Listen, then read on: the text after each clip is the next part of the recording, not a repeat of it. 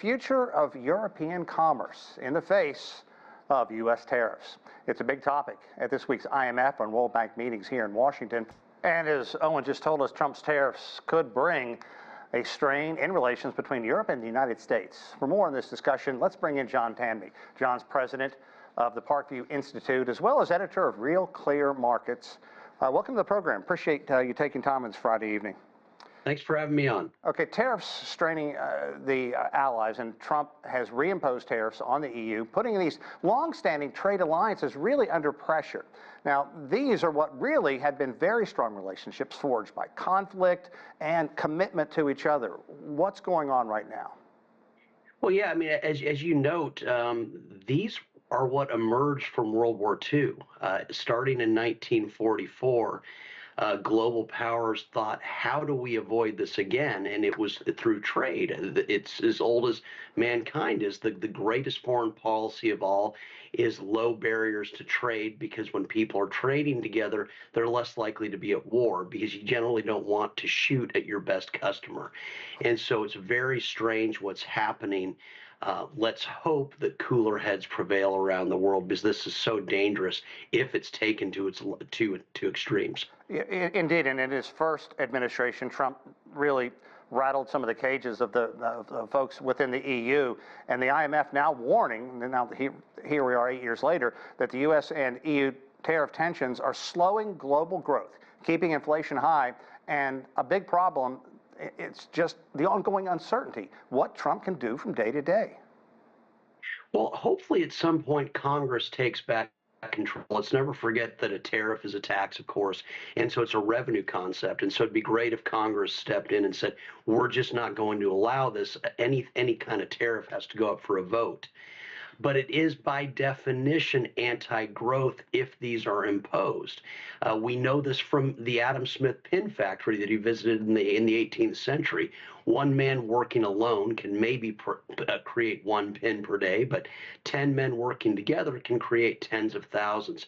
It's when we divide up work among as many hands and machines around the world as possible that productivity soars.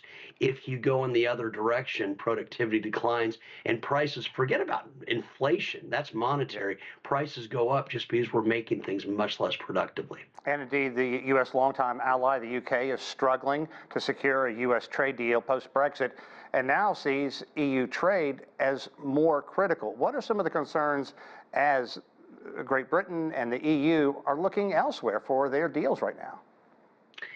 Well, you know, hopefully they look elsewhere because any ties that are frayed between the U.S., hopefully this is an excuse for countries around the world to lower their barriers to production elsewhere around the world.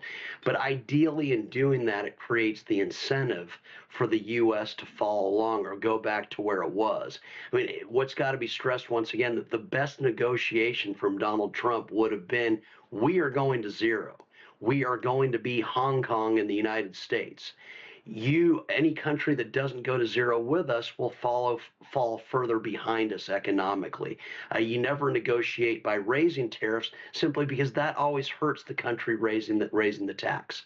Yeah, and my concern in listening to you, getting Congress to take back some authority from Donald Trump, GOP-controlled Congress, GOP members who are simply seemingly terrified to do anything to aggravate him, because then he could throw his support behind another candidate. And secondly, lowering barriers, that's another thing Trump has indicated he's not going to do. So your two solutions seem to be very difficult at this time. It's just not possible at this point.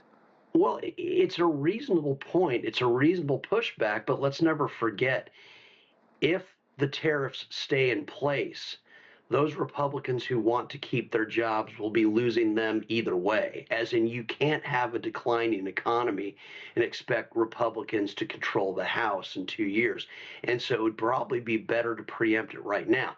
Now, what we always have to hope for, in fairness to Trump, he keeps saying, or his aides say, and if you look at past quotes, his argument has been, let's go to zero. Take your tariffs, countries around the world, to zero, and we will follow, or vice versa. Let's hope that's where we're headed. Okay, again, and now kind of switching back to the EU, because the U.S. pulls back on its defense support. Europe now in the position of facing growing military cost and rising debt, and also basically being saddled with trying to help Ukraine as much as possible now. What's the future there? Well, ideally, in this future, ideally the idea within Europe will be precisely because we want to be safer from some sort of unexpected military conflict. Let's open up our barriers to trade to everyone. Let's never forget that the greatest foreign policy mankind has ever conceived is open borders to goods crossing back and forth. Beyond that, there probably is an argument that Europe takes up more of its defense. Let's never forget that the United States began as a country to avoid all the wars in Europe. There's that isolationist look at it that some may perceive as isolationist, but it probably wouldn't be a bad idea for Europe or any country to basically take on more of the expense of doing it. Why should the United States be footing the bill for the world? Okay, John Tamny, thank you so much for your insight. Thanks for having me.